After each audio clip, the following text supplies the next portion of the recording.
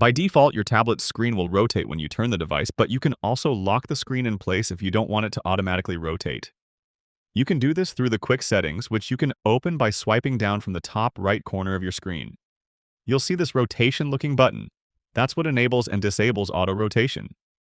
I can tap that, and my tablet will lock the screen in its current orientation. In my case, it's now locked in the landscape mode, and it'll stay like that even when I physically turn the device. To turn screen rotation back on, we'll just do the same thing again. Quick settings and then tap the button. The confusing thing is that now that my orientation is locked, the button actually looks different. It doesn't have the rotation image anymore, and it now shows a lock instead.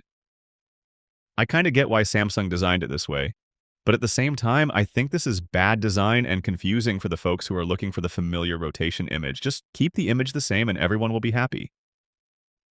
Anyways, that's how you toggle auto rotation on and off. Hit that like button if this helped, and subscribe for more easy guides like this.